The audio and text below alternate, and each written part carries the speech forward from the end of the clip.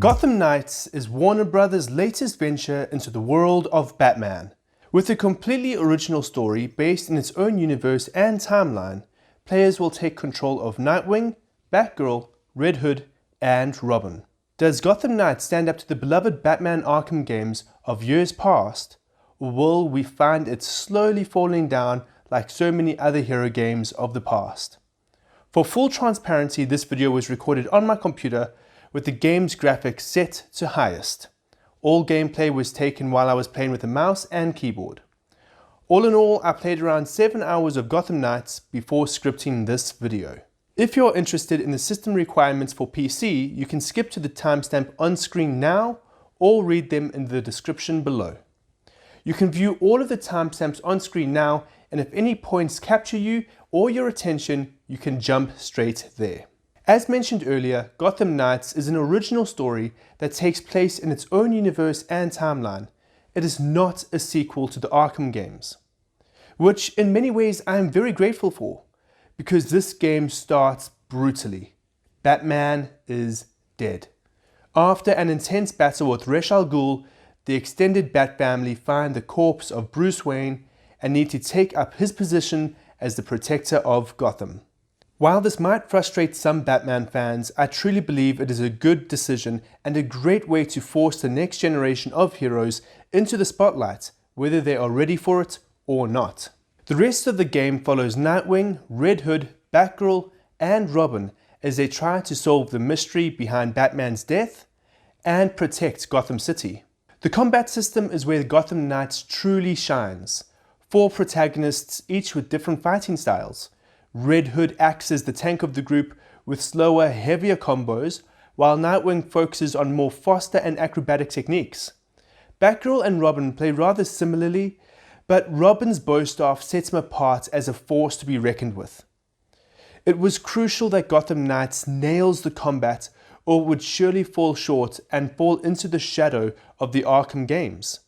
While the combat can begin to feel a little bit like a button-mashing marathon, the ability to mix heavy and light attacks against a variety of different enemy types prevents it from becoming too stale. Map exploration and traversal has always been a bit of a tricky one for Batman games, and I feel it never truly lived up to its potential. Arkham Knight came close with its inclusion of the Batmobile, and Gotham Knights follows suit with the Batbike. Players who start up the game have 2 primary modes of transport: the Batbike, or to run around everywhere parkour or free roaming style. Starting with the Batbike, I love it. I never thought I could love a Batbike more than Christopher Nolan's version, but the Gotham Knights version is a freaking tank on 2 wheels. Simply popping a wheelie allows you to drive over almost any obstacle, and its fast acceleration but easy and responsive handling make for a fun driving experience. The only issue I have is it's slow. It's so incredibly slow. It took me a while to realize this because of the motion blur and the fact that I was just having so much fun. But I realized that very quickly after I realized that I was barely moving faster than any of the NPC vehicles. The second way to move around Gotham City is free running, parkour, and grappling across the city. While this is an enjoyable experience, there are just a few minor gripes I have with it that stop it from being truly great. And the primary problem I have an issue with is in regards to jumping. Players can happily jump around until they are near a ledge. When players are near a ledge, a character will not jump off the current level, and an invisible wall will stop any forward movement.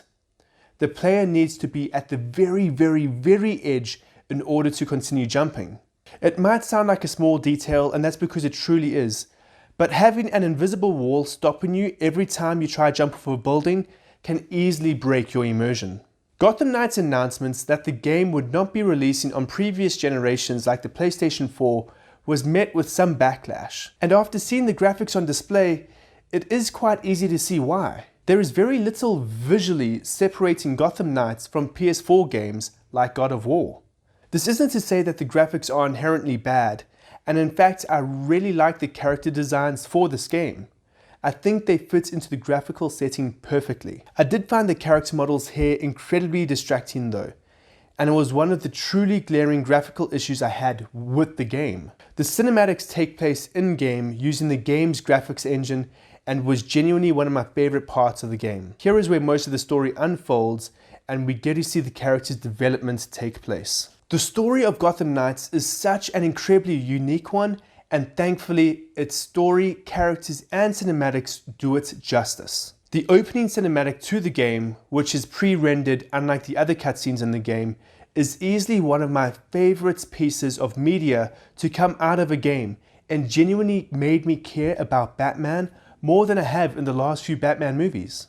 Customization is an element I was not expecting to have in this game, but I am so grateful that we got it.